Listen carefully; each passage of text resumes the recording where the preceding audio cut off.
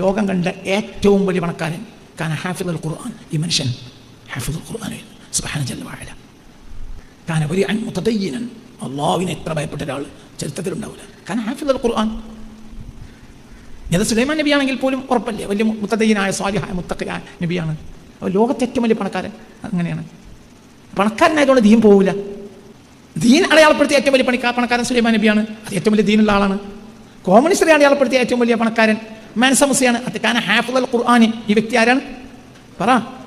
ഹാഫിദുൽ ഖുർആനാണ്. ഖുർആൻ മനപ്പാടമാക്കാൻ വേണ്ടി പോരുമ്പോൾ കുടുംബത്തിൽ നിന്നൊക്കെ ചില തെറിച്ചോര് പറയും. അതൊക്കെ പഠിച്ചിട്ട് എന്താ കാര്യം? അദ്ദേഹം ഖുർആൻ പഠിച്ച് മനസ്സിലാക്കിയ ശേഷം പിന്നെ പണക്കാരനാണ്. മാലിക്കി മദ്ഹബിലെ നിപുണനായ പണ്ഡിതനാണ്. മാലിക്കി നിയമങ്ങളിലൊക്കെ അദ്ദേഹം പണ്ഡിതനാണ്. നീതിയുക്തമായ ഭരണമാണ് അദ്ദേഹം നടത്തിയത്. 1312 മുതൽ 1337 വരെയാണ് അദ്ദേഹം മാലി സാമ്രാജ്യത്തിൻ്റെ ചക്രവർത്തിയായിരുന്നത്. എംപയർ. 18 ടൺ സ്വർണം 100 കണക്കിന് ഒട്ടകപ്പുറത്ത് കെട്ടിക്കൊണ്ടുപോയി ഹജ്ജ് യാത്രയിൽ. അദ്ദേഹത്തോട് കൂടെ ഹജ്ജ് യാത്രയിൽ അനുഗമിച്ചത് 60,000 ആളുകളാണ്. ആ ആളുകളെ മൊത്തം ചെലവ് രാജാവ്. 60,000 ആളുകൾ. ചരിത്രത്തിൻ്റെ ഉള്ളിൽ ജീവിക്കുമ്പോഴാണ് ലോകത്തിന് ആള് അനുഭവവേദ്യനാവുക. അതാണ് മുഹമ്മദ് മുസ്തഫ. 571 AD ജനിച്ച് 632 AD വഫാത്തായി. അപ്പോൾ ചരിത്ര അധീന കാലത്താണ്. അതങ്ങനെ ആളങ്ങനെ ആവൽ അനിവാര്യവുമാണ്. എന്തുകൊണ്ട്? ലോകം മുഴുവനും ഈ ആളെ അറിയേണ്ടതുണ്ട്.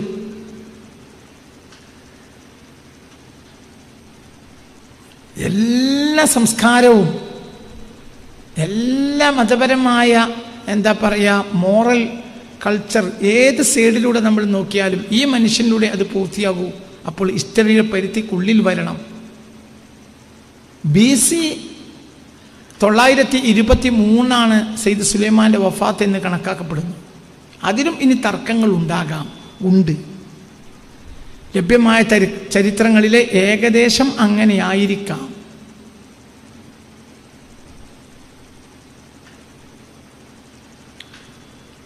ഇതിലൊക്കെ അങ്ങോട്ടും ഇങ്ങോട്ടൊക്കെ നിൽക്കാനുള്ള സാധ്യതകൾ ധാരാളമുണ്ട്. അവിടെ നോക്കൂ, ഇവിടെ മുസ്ലിം ചരിത്രകാരന്മാർ, ആധുനിക മുസ്ലിം ചരിത്രകാരന്മാർ ബൈബിളുമായി കേന്ദ്രീകരിച്ച് പഠനം നടത്തിയ ഹിസ്റ്റോറിയൻസിനെ അവലംബിക്കുകയാണ് പലപ്പോഴും ചെയ്തിട്ടുള്ളതെന്നാണ് എൻ്റെ ഒരു വിലയിരുത്തൽ. അതുകൊണ്ട് ബൈബിൾ ഹിസ്റ്ററിയുടെ ഘടനയിൽ വരുന്ന വ്യത്യാസങ്ങൾ പലപ്പോഴും നമ്മുടെ ഈ ചരിത്രത്തിലെ കോമൺ ഹിസ്റ്ററിയിൽ നമുക്കും അടയാളപ്പെടാൻ സാധ്യതയുണ്ട്.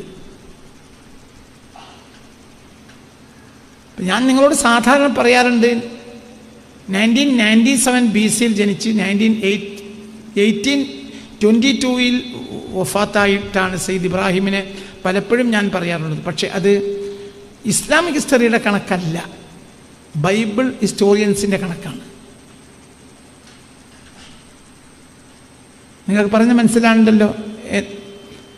അതായത് അങ്ങനെ കൃത്യമായ ചരിത്രത്തിനെ അതിൻ്റെ ഹിസ്റ്ററിയുടെ കൃത്യത്തിൻ്റെ അപ്ഡേഷനുമായി പോകുന്ന ഒരു രീതി അറബികൾക്ക് പണ്ടേ ഇല്ല. താരിഖിൽ വളരെ വീക്കായ ജനതയാണ് സത്യത്തിൽ അറബികൾ.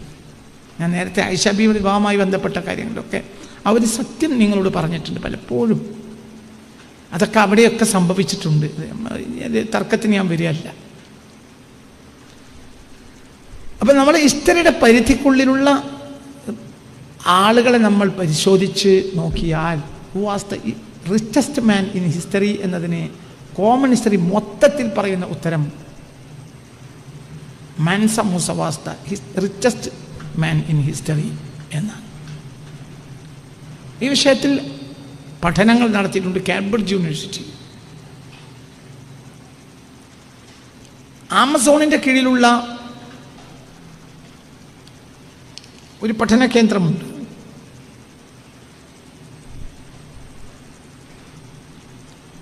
Create space independent publishing platform.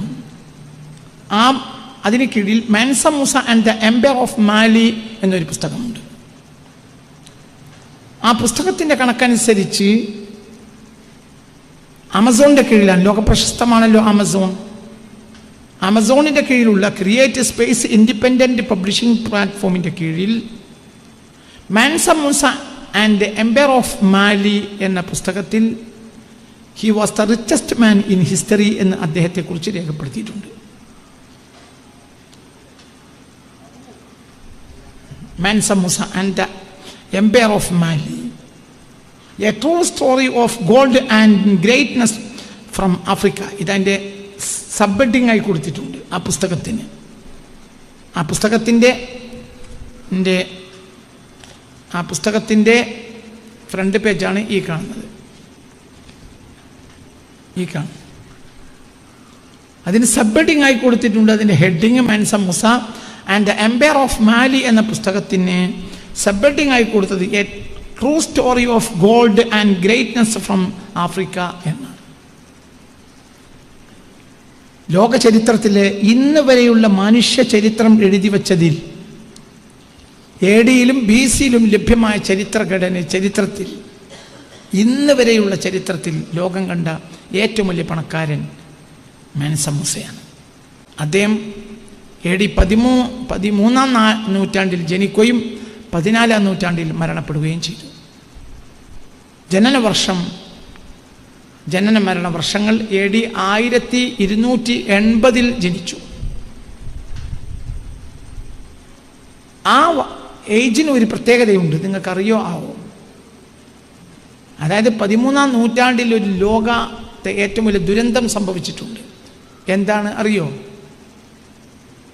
മുസ്ലിങ്ങളെ സംബന്ധിച്ചിടത്തോളം ലോകത്തെ ഏറ്റവും വലിയ ദുരന്തം സംഭവിച്ചത് 14-ാം നൂറ്റാണ്ടിലാണ്, 13-ാം നൂറ്റാണ്ടിലാണ്. അറിയോ?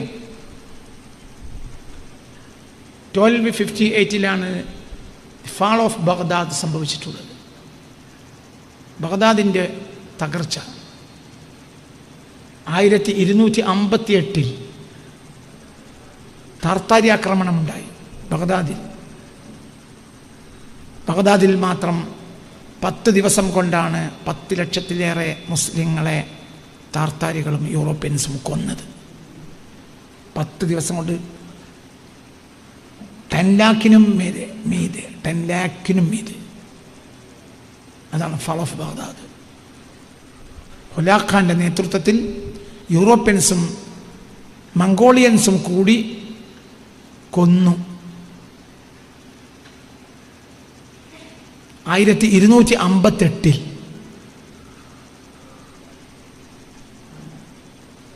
ഒരു തകർച്ച എന്ന് പറഞ്ഞാൽ ഇനി അതിനപ്പുറം പറയാനില്ല. അതാണ് ഫാൾ ഓഫ് ബഗ്ദാദിൻ്റെ വീഴ്ച. ബഗ്ദാദ് തകർന്നുപോയി. എന്താ Baghdad? The city of wisdom. ലോകത്തെ ഏറ്റവും വലിയ തത്വജ്ഞാനങ്ങളുടെയും വിജ്ഞാനത്തിൻ്റെയും കേന്ദ്രമായിരുന്നു. ഏത്? അല്ലെങ്കിൽ ദ ക്യാപിറ്റൽ ഓഫ് വിസ്ഡം എന്ന് ചരിത്രം അടയാളപ്പെടുത്തിയ സിറ്റിയാണ് ഏത്? ബഗ്ദാദ്. ബഗ്ദാദിൻ്റെ വീഴ്ച നടക്കുന്നത് 1258 ജനുവരി അവസാനം, ഫെബ്രുവരി ആദ്യം. ഫെബ്രുവരി 10 ആകുമ്പോഴത്തേന് 10 ലക്ഷത്തിലേറെ മുസ്ലിങ്ങളെ യൂറോപ്യൻസും മംഗോളിയൻസും കൂടി ബഗ്ദാദിൽ മാത്രം കൊന്നു. ചക്രവർത്തിയെ, ഖലീഫയെ പോലും കൊന്നു. ഹുലാഖിൻ്റെ ചില ഉപദേഷ്ടാക്കൾ ഹുലാഖിനോട് പറഞ്ഞു, ചക്രവർത്തിയെ കൊന്നാൽ ദൈവകോപം ഉണ്ടാവും, ചക്രവർത്തിയുടെ രക്തം മണ്ണിൽ വീണാൽ ദൈവകോപം ഉണ്ടാവും. അപ്പോൾ ഹുലാഖ് പട്ടുവസ്ത്രം കൊണ്ടുവരാൻ കൽപ്പിച്ചു. അങ്ങനെ പട്ട് വസ്ത്രം അടിയിൽ വിരിക്കാൻ പറഞ്ഞു. അടിയിൽ വിരിച്ചിട്ട് തലവെട്ടി. അപ്പോൾ പിന്നെ നേരിട്ട് രക്തം മണ്ണിൽ വീഴൂല. പട്ടല്ലേ, പട്ടിന് അടിക്ക് നനവ് പോകില്ല. അങ്ങനെ വരെ ചെയ്തു. അതുകൊണ്ടാണ് അബ്ബാസി ഖിലാഫത്ത് അതോടുകൂടെ തകർന്നുപോയി. പിന്നെ അബ്ബാസി ഖലീഫമാർ റബ്ബർ സ്റ്റാമ്പുകൾ മാത്രമാണ്. ചരിത്രത്തിൽ പിന്നെയും നമ്മൾ അബ്ബാസി ഖലീഫമാരെ കാണുന്നുണ്ട്, പക്ഷെ അവർ റബ്ബർ സ്റ്റാമ്പുകളാണ്. മനസ്സിലാവുണ്ട് പറഞ്ഞു? ഇതൊക്കെ നമ്മൾ ചിന്തിക്കണം, ചരിത്രം പഠിക്കണം. ചരിത്രത്തിൻ്റെ സമയം, ചരിത്രത്തിൻ്റെ വർഷങ്ങൾ എല്ലാം കൃത്യം പഠിക്കണം. അതൊരു നിശ്ചയം പോലെ ചെയ്യണം, അത് നിർബന്ധമായി ചെയ്യണം. ഒരാളെ പറയുകയാണെങ്കിൽ അയാളുടെ ഹിസ്റ്ററി പറയണം, അയാളുടെ ഏജ് പറയണം, അല്ലാതെ പറയരുത്. ഞാൻ ഒരാളുടെ ഹിസ്റ്ററി പറയാതെ ആളെ പറയില്ല, കിട്ടിയില്ലേ പറയൂല, അല്ലെങ്കിൽ പറയും ചരിത്രത്തിൽ ഇങ്ങനെ പറയുന്നുണ്ട് എന്ന് പറയും, അല്ലാതെ വ്യക്തമായി ഇടപെടൂല. ഒരാളാണെങ്കിലും അതേതാളാണെങ്കിലും ഞാൻ അങ്ങനെ പറയും. അള്ളാഹുവിൻ്റെ അപാരമായ വയലിലൊന്നും അങ്ങനെ പറയുന്നൊരു ശൈലിയില്ല. പക്ഷേ ഞാൻ 10-25 വർഷമായിട്ട് അങ്ങനെ പറയുന്നത്. അപ്പം ആ ആളെക്കുറിച്ച് ഒരു കേൾവിക്കാരന് വേണമെങ്കിൽ എന്ത് ചെയ്യുക, അപ്പോൾ തന്നെ അടിച്ചു നോക്കിയിട്ട് ഹിസ്റ്ററി ആൾക്ക് ഇത് ഹിസ്റ്ററിയാണ് എന്ന് കൃത്യമായി ക്രമപ്പെടുത്തുക. അത് വിശ്വാസ്യത വർദ്ധിപ്പിക്കും. പണ്ടൊരു രാജാവ് ഉണ്ടായിരുന്നു എന്ന് പറയേണ്ട കാലം കഴിഞ്ഞുപോയി. ഇനി ഹിസ്റ്ററിയെ കൃത്യമാക്കണം. ഇല്ലെങ്കിലോ പറയരുത്. ഒരാളെപ്പറ്റി അങ്ങനെ പറഞ്ഞ് കേൾക്കുന്നുണ്ട് എന്ന് പറയാം, അത്രേ പറയാവൂ. അപ്പം 1280 അപ്പം ഫാൾ ഓഫ് ബഗ്ദാദിന് ശേഷം എത്ര? 22 വർഷം എന്ന് പറയാം. 22ാമത്തെ വർഷമാണ് ആര് ജനിക്കുന്നത്? മാൻസ മൂസ ജനിക്കുന്നത്. 1337 അദ്ദേഹം മരണപ്പെട്ടു.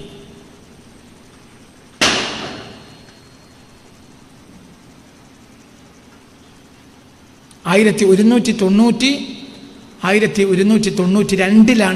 സലാഹുദ്ദീൻ അയ്യൂബിയുടെ മരണം. അദ്ദേഹം 1137 ജനിച്ചു. 1137 ജനിച്ച് 1192 മരിച്ചു. ആര്? സുൽത്താൻ സലാഹുദ്ദീൻ അയ്യൂബി രാജവംശത്തിൻ്റെ പിതാവ്.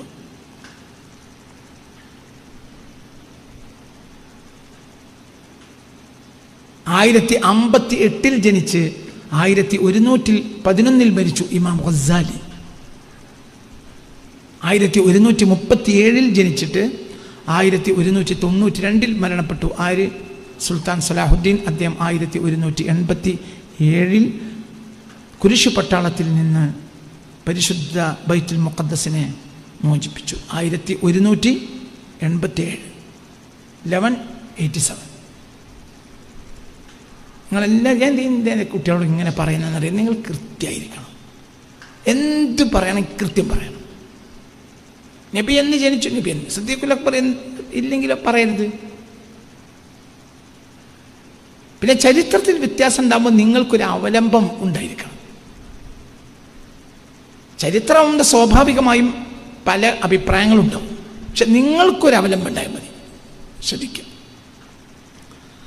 അപ്പോൾ നമ്മൾ മാൻസ മൂസയാണ് പറയുന്നത്. മാൻസ മൂസയെ കുറിച്ച് ആമസോണിൻ്റെ കീഴിലുള്ള എന്താ പറയുക, ക്രിയേറ്റ് സ്പേസ് ഇൻഡിപെൻഡൻറ്റ് പബ്ലിഷിംഗ് പ്ലാറ്റ്ഫോമിൻ്റെ കീഴിൽ നടന്ന ഒരു പഠനത്തിൽ അവർ പുറത്തിറക്കിയ ഒരു പുസ്തകമാണ് Mansa Musa and the empire of Mali, the true story of gold and greatness from Africa എന്ന പുസ്തകം. He was the richest man in common history എന്ന് ആ പുസ്തകം അടയാളപ്പെടുത്തുകയും സവിസ്തരം അത് വിശദീകരിക്കുകയും ചെയ്തിട്ടുണ്ട്.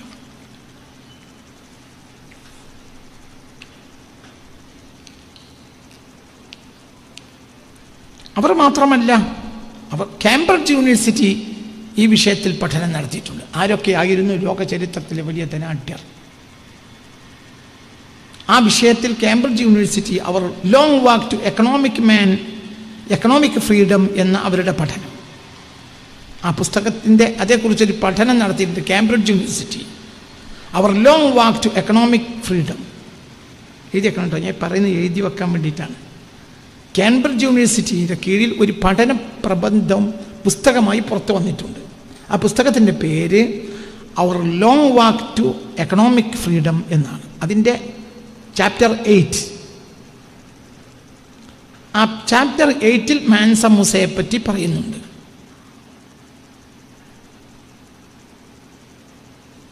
അവർ long walk to economic freedom എന്ന് കാംബ്രിഡ്ജ് യൂണിവേഴ്സിറ്റി, ലോകത്തെ ഏറ്റവും പ്രശസ്തമായ യൂണിവേഴ്സിറ്റികളിൽ ഏറ്റവും പ്രശസ്തമായ കാംബ്രിഡ്ജ് യൂണിവേഴ്സിറ്റി ലോകത്തെ ഇന്ന് വരെയുള്ള ചരിത്രത്തിലെ ഏറ്റവും വലിയ ധനാഢ്യർ ആരായിരുന്നു എന്നതിൽ 1ാം നമ്പർ കൊടുക്കുന്നത് ആർക്കാണ്? അതിൻ്റെ ചാപ്റ്റർ 8 അവർ long walk to economic freedom എന്ന അവരുടെ പഠന പ്രബന്ധം പബ്ലിഷ് ചെയ്തപ്പോൾ അതിൽ മാൻസ മൂസ ആരായിരുന്നു? Who was the richest man ever to live. ലോകത്തെവിടെയും ഇന്ന് വരെ ജീവിച്ചതിൽ ഏറ്റവും വലിയ റിച്ചസ്റ്റ് മാൻ ആരായിരുന്നു? പറ. മാൻസ മൂസയായിരുന്നു എന്ന് അടയാളപ്പെടുത്തിയിട്ടുണ്ട് ചാപ്റ്റർ 8. ആ പുസ്തകം പുറത്തു വരുന്നത് ഈ കഴിഞ്ഞ 2022 ഓഗസ്റ്റിലാണ് കാംബ്രിഡ്ജ് യൂണിവേഴ്സിറ്റിയുടെ കീഴിൽ. ചരിത്രം പറയുന്നതിന് മുമ്പ് അവലംബങ്ങൾ പറയാം നിങ്ങളോട്. അതൊന്നും നമ്മൾ 4 മൂല്യാക്കന്മാർ പറയല്ല, നിങ്ങൾ പ്രത്യേകിച്ച് പറയാണ്. അപ്പം ലോകം കണ്ട ഏറ്റവും വലിയ പണക്കാരൻ കാന ഹാഫിദുൽ ഖുർആൻ. ഈ മനുഷ്യൻ ഹാഫിദുൽ ഖുർആനായിരുന്നു. സുബ്ഹാന ജല്ല വഅല. കാന വരിഅൻ മുതദയ്യിനൻ. അല്ലാഹുവിനെ എത്ര ഭയപ്പെട്ട ഒരാൾ ചരിത്രത്തിലുണ്ടാവില്ല. കാന ഹാഫിദുൽ ഖുർആൻ. അത് സുലൈമാൻ നബിയാണെങ്കിൽ പോലും ഉറപ്പല്ലേ, വലിയ മുതദയ്യിനായ സ്വാലിഹായ മുത്തഖിയായ നബിയാണ്. അപ്പോൾ ലോകത്തെ ഏറ്റവും വലിയ പണക്കാരൻ അങ്ങനെയാണ്. പണക്കാരനായതുകൊണ്ട് ദീൻ പോവില്ല. ദീൻ അടയാളപ്പെടുത്തിയ ഏറ്റവും വലിയ പണക്കാരൻ സുലൈമാൻ നബിയാണ്. അത് ഏറ്റവും വലിയ ദീനുള്ള ആളാണ്. കോമണിസ്റ്ററെ അടയാളപ്പെടുത്തിയ ഏറ്റവും വലിയ പണക്കാരൻ മാനസ മുസയാണ്. അത് കാന ഹാഫിദുൽ ഖുർആൻ. ഈ വ്യക്തി ആരാണ്? പറ. ഹാഫിദുൽ ഖുർആനാണ്. ലോക ചരിത്രം കണ്ട ഏറ്റവും വലിയ പണക്കാരൻ ഹാഫിദുൽ ഖുർആനാണ്. നമ്മൾ ഖുർആൻ മനപ്പാടമാക്കാൻ വേണ്ടി പോരുമ്പോൾ കുടുംബത്തിൽ നിന്നൊക്കെ ചില തെറിച്ചോര് പറയും, അതൊക്കെ പഠിച്ചിട്ട് എന്താ കാര്യം? അദ്ദേഹം ഖുർആൻ പഠിച്ച് മനസ്സിലാക്കിയതിന് ശേഷം പിന്നെ പണക്കാരനാണ്. മനസ്സ മൂസ കാരണം ഹാഫിദുൽ ഖുർആൻ. കാംബ്രിഡ്ജ് യൂണിവേഴ്സിറ്റിയിൽ പഠനത്തിലുണ്ട്. കാംബ്രിഡ്ജ് യൂണിവേഴ്സിറ്റിയും അദ്ദേഹത്തെ പറ്റി പറയുന്നുണ്ട്. അദ്ദേഹം ഖുർആൻ മനപ്പാടമുള്ള വ്യക്തിയായിരുന്നു. കാംബ്രിഡ്ജ് യൂണിവേഴ്സിറ്റി 2022 പുറത്തിറക്കിയ അദ്ദേഹത്തിൻ്റെ ഓട്ടോബയോഗ്രഫി. അതായത് നിങ്ങൾക്ക് ഒരു വളർച്ചക്കും ഇസ്ലാം എതിരാവൂല. നിങ്ങളുടെ മൊറാലിറ്റി നിങ്ങളുടെ വളർച്ചയെ തടയൂല. അങ്ങനെ നിങ്ങൾ വിചാരിക്കണ്ട. നമ്മുടെ മോറൽ സൈഡിൽ നമ്മൾ എടുക്കുന്ന ചില ധാർമ്മികമായ തീരുമാനങ്ങൾ ഒരിക്കലും നമ്മുടെ വളർച്ചയെ എക്കണോമിക്കലി പോലും എന്താവില്ല, തടയില്ല. അല്ലെങ്കിൽ ഇവരൊക്കെ എങ്ങനെ പണക്കാരായി? ലോകം കണ്ട വലിയ മതനിഷ്ഠയുള്ള ചിട്ടയുള്ള വ്യക്തിയായിരുന്നു എന്ന് കാംബ്രിഡ്ജ് യൂണിവേഴ്സിറ്റി ഇതിൽ അദ്ദേഹത്തെ അടയാളപ്പെടുത്തിയിട്ടുണ്ട്. മതനിഷ്ഠയും ചിട്ടയും ഇതൊക്കെ. ഹദീസിൽ അപാരമായ അവഗാഹം. വലിയ ഹദീസ് പണ്ഡിതൻ ആണ്. ആര്? ഹാഫിദുൽ ഖുർആനുമാണ്, ഹദീസ് പണ്ഡിതനുമാണ്. അദ്ദേഹത്തിൻ്റെ മദർ ലാംഗ്വേജ് മന്ദിങ്കയാണ്. മന്ദിങ്ക മദർ ലാംഗ്വേജ് എഴുതിയേക്ക്. മന്ദിങ്ക മാലിയുടെ മദർ ലാംഗ്വേജ് മനസ്സിലായില്ലേ? Mother language Mandinka. MANTHINK Mandinka. അതാണ് അവരുടെ മദർ ലാംഗ്വേജ്. പക്ഷേ അദ്ദേഹം കാന ആലിമൻ ബില്ലുഗത്തിൽ അറബിയ. അറബി ഭാഷ അപാരമായ കഴിവുള്ള പണ്ഡിതനായിരുന്നു. അപാരമായി. അതുകൊണ്ട് അദ്ദേഹത്തിനുണ്ടായ സുഗന്ധ ലോകത്തെ ഏത് പ്രദേശങ്ങൾക്കും അറബ് രാജാക്കന്മാർ, അറബ് വർത്തക പ്രമാണിമാർ ഇവരോടൊക്കെ എപ്പോഴും രാജകീയ കത്ത്, ഒരാൾക്ക് രാജാവിൻ്റെ കത്ത് എന്ന് പറഞ്ഞാൽ രാജാവ് എഴുതി സീലടിച്ചാൽ പിന്നെ മറ്റേ തുറക്കാൻ പാടുള്ളൂ. പക്ഷേ എഴുത്തുകാരനെ അറിയും. രാജാവിന് സ്വയം എഴുതാൻ കഴിയുമെങ്കിലോ ഈ പ്രശ്നവും മനസ്സിലാണ്ട പറഞ്ഞത്. ഒരു ഒരു ഒരു എന്താ പറയുക, ഒരു സ്വാഹിബുൽ സമാൻ, ഒരു സ്വാഹിബുൽ അസർ. ഒരു കാലത്തിനൊരു മഹാനുണ്ടാവും. ആ മഹാനിന് മുത്തറജ്ജിം ഉണ്ടാകാൻ പാടില്ല എന്നാണ് നിയമം. മനസ്സിലായില്ല? ഒരു കാലത്തെ ഒരു വലിയ മഹാൻ, ആ മഹാനൊരു മുത്തറജ്ജിം ഉണ്ടാകാൻ പാടില്ല.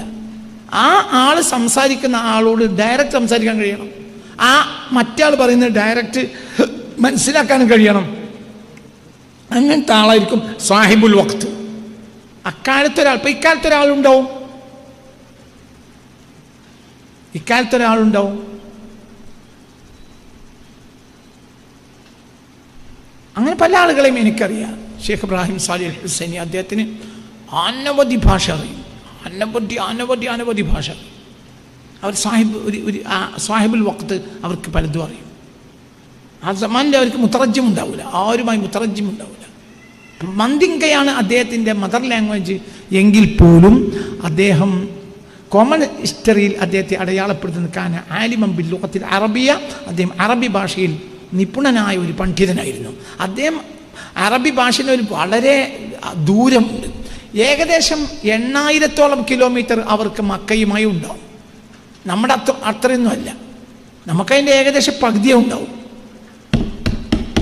അപ്പം നമ്മളെക്കാൾ വളരെ ഹിജാസുമായും ഫുസഹ അറബി ഭാഷ സംസാരിക്കുന്ന പ്രദേശവുമായും വളരെ അകലെ ജീവിച്ചൊരു വ്യക്തിയാണ് അദ്ദേഹം. പക്ഷെ അദ്ദേഹം വളരെ വലിയ അറബി പണ്ഡിതനാണ്. ഹാഫിദുൽ ഖുർആനുമാണ്. ഹാഫിദുൽ മനസ്സിലായില്ല. പിന്നെ ആലിമും ബിൽ ഹദീസാണ്. ആലിമും എന്താണ് ഫിഖ്ഹിൽ മാലിക്കി മദ്ഹബിലെ നിപുണനായ പണ്ഡിതനാണ്. മാലിക്കിയാണ്. മാലിക്കി നിയമങ്ങളിലൊക്കെ അദ്ദേഹം പണ്ഡിതനാണ്. നീതിയുക്തമായ ഭരണമാണ് അദ്ദേഹം നടത്തിയത്.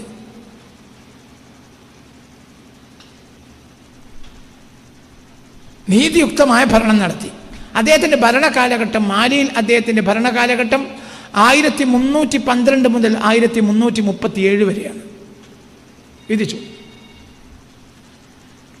1312 മുതൽ 1337 വരെ, 14-ാം നൂറ്റാണ്ടിൻ്റെ തുടക്കം മുതൽ 1312 മുതൽ 1337 വരെയാണ് അദ്ദേഹം മാലി സാമ്രാജ്യത്തിൻ്റെ ചക്രവർത്തിയായിരുന്നത്.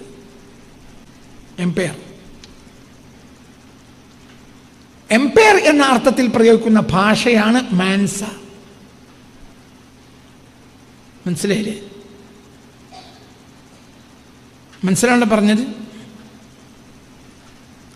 അപ്പോൾ 1312 മുതൽ 1332 വരെയുള്ള കാലഘട്ടത്തിലാണ് ആ സാമ്രാജ്യത്തിൻ്റെ അധീശാധികാരിയായി അദ്ദേഹം വാണത്. ചിന്തിക്കാം. അപ്പം അദ്ദേഹത്തിൻ്റെ ഈ വളരെ മുത്തദ്ദയ്യനായ, വളരെ സ്വാലിഹായ, മുത്തഖിയായ മനുഷ്യനായിരുന്നു അദ്ദേഹം.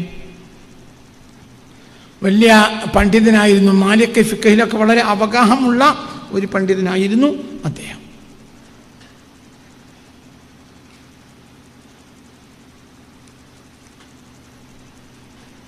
ധനത്തെയും ധനാഢ്യരെയും കുറിച്ച് പഠനം നടത്തുന്ന, ലോകത്ത് ചർച്ച ചെയ്യുന്ന പ്രധാനപ്പെട്ട മണി മാഗസിൻ, ഇന്റർനാഷണൽ മണി മാഗസിൻ 2015 അവർ പുറത്തിറക്കിയ അവരുടെ പ്രസിദ്ധീകരണത്തിൽ ലോകം ഇന്ന് വരെ ദർശിച്ച ഏറ്റവും പ്രധാനപ്പെട്ട 10 സമ്പന്നരെ പരിചയപ്പെടുത്തിയിട്ടുണ്ട്. മണി മാഗസിൻ, ഇന്റർനാഷണൽ എന്താ പറയുക, വെൽത്ത്, സമ്പത്തിനെ കുറിച്ചുള്ള ചർച്ച നടത്തുന്ന പ്രധാനപ്പെട്ട ഒരു മാഗസിനാണ്, ഇന്റർനാഷണൽ മാഗസിനാണ് മണി മാഗസിൻ. മണി മാഗസിൻ 2015 അവർ പുറത്തിറക്കിയ അവരുടെ പഠന റിപ്പോർട്ടിൽ അതിസമ്പന്നരായ ലോക ചരിത്രത്തിൽ കടന്നുപോയ 10 പ്രധാനികളായ പണക്കാരെ പരിചയപ്പെടുത്തിയിട്ടുള്ള ഒന്നാമത്തെ ആളായി അവർ കണക്കാക്കിയതും മാൻസ മൂസയാണ്. ഞാൻ ഒരുപാട് തെളിവുകൾ ഇപ്പോൾ പറഞ്ഞു കഴിഞ്ഞു. ഒന്ന്, ആമസോണിൻ്റെ കീഴിലുള്ള ഒരു പഠനം ഞാൻ നിങ്ങളോട് പറഞ്ഞു. കേംബ്രിഡ്ജ് യൂണിവേഴ്സിറ്റിയുടെ കീഴിലുള്ള പഠനം ഞാൻ നിങ്ങളോട് പറഞ്ഞു. മണി മാഗസിൻ നടത്തിയ പഠനത്തെക്കുറിച്ചും ഞാൻ നിങ്ങളോട് പറഞ്ഞു.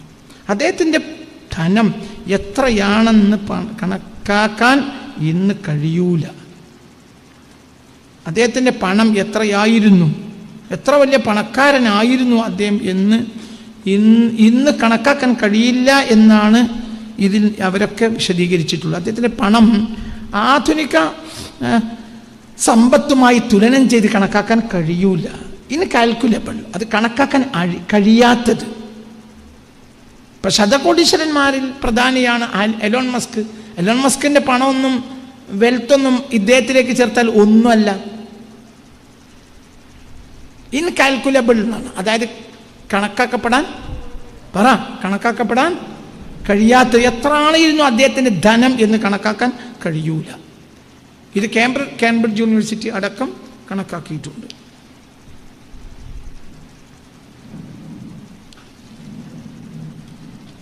ലോക ചരിത്രത്തിൽ ഒരു കാര്യം കൂടി എഴുതിച്ചോളൂ. ലോക ചരിത്രത്തിൽ ഒരു മനുഷ്യൻ ഒരു നാട്ടിലൂടെ യാത്ര പോയ കാരണത്താൽ ആ രാജ്യത്തിൻ്റെ എക്കണോമി 12 വർഷം തകർന്നു കിടന്നു എന്നതിന് ഒരൊറ്റ ചരിത്രം ലോകത്തുള്ളത് മാൻസ മൂസ ഈജിപ്തിൽ പോയത് മാത്രമാണ്.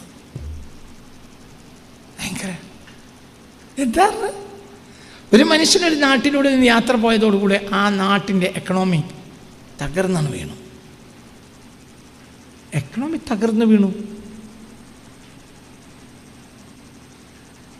എക്കണോമി തകർന്നുപോയി.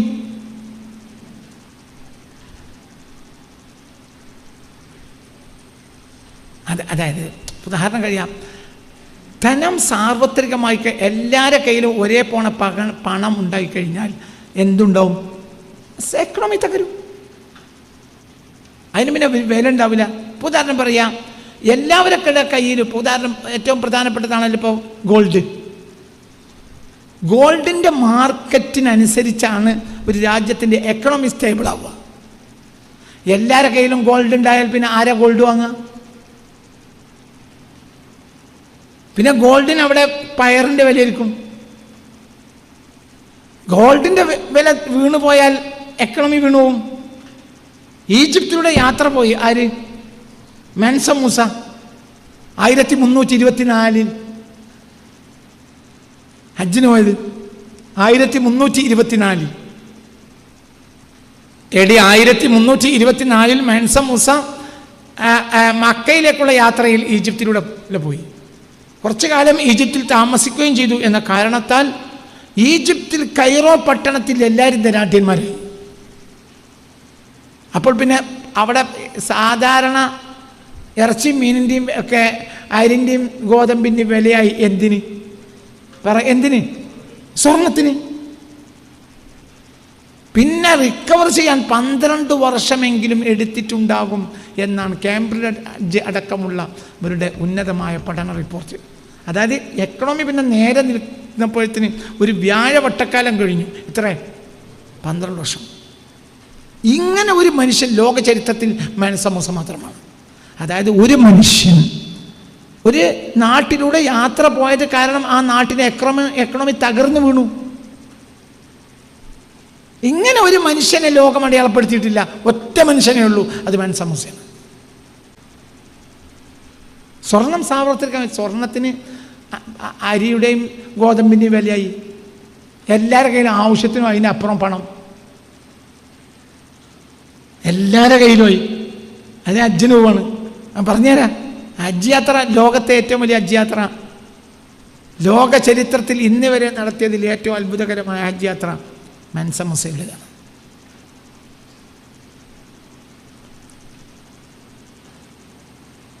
ചിന്തിക്കണം. അങ്ങനെയാണ്. ഒരു ഹജ്ജ് യാത്രക്ക് മാത്രം അദ്ദേഹം കൊണ്ടുപോയത് 18 ടൺ സ്വർണ്ണമാണ് ഒട്ടപ്പുറത്തുണ്ടായത്. ഹജ്ജ് യാത്രയിൽ ചെലവാക്കാൻ വേണ്ടി കൊണ്ടുപോയത്, ഹജ്ജ് യാത്രയിൽ ദാനം ചെയ്യാൻ വേണ്ടി കൊണ്ടുപോയത് 18 ടൺ സ്വർണം 100 കണക്കിന് ഒട്ടകപ്പുറത്ത് കെട്ടിക്കൊണ്ടുപോയി ഹജ്ജ് യാത്രയിൽ. അദ്ദേഹത്തോട് കൂടെ ഹജ്ജ് യാത്രയിൽ അനുഗമിച്ചത് 60,000 ആളുകളാണ്. ആ ആളുകളെ മൊത്തം ചെലവ് രാജാവ്. എത്ര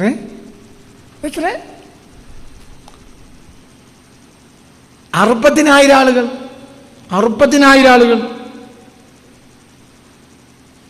60,000 ആളുകളാണ് മെൻസ മൂസയോട് കൂടെ ഹജ്ജിന് പോയത്. ഇവർ ഓരോ നാട്ടിൽ പോയി താമസിക്കും. അവർക്ക് കൊടുക്കൽ വാങ്ങൽ പലതുണ്ട്. ഒക്കെ രാജാവ് ചെലവാക്കാണ്. അതുകൊണ്ട് മാർക്കറ്റ് തന്നെ ഉണർന്നു.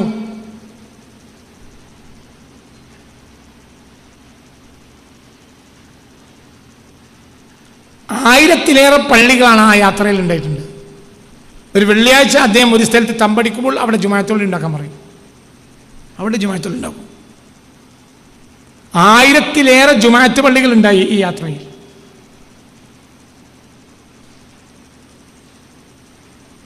വാരിക്കോരി കൊടുത്തു. ആ പ്രദേശങ്ങളുടെ എല്ലാം രാജാവിൻ്റെ കടം തീർത്തു. അദ്ദേഹം ഹജ്ജിന് പോയ നാടുകളിലെ ലക്ഷക്കണക്കിന് സാധാരണ ദരിദ്രന്മാർ ധനാഢ്യന്മാരായി.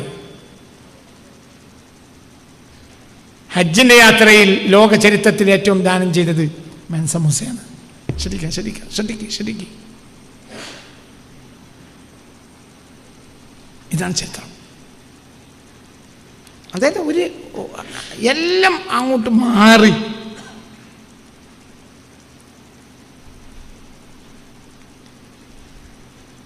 മെൻസ മൂസയുടെ അടിസ്ഥാന നാമം മൂസ കെയ്റ്റ എന്നാണ്. മൂസ കെയ്റ്റ.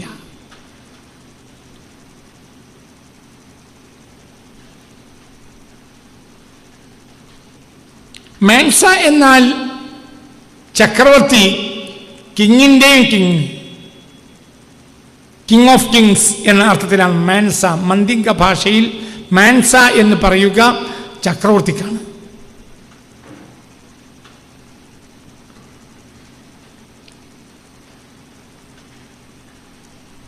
മാലി സാമ്രാജ്യത്തിന്റെ സ്ഥാപകനായ സുന്ദിയാത്ത കെയ്റ്റയുടെ മകൻ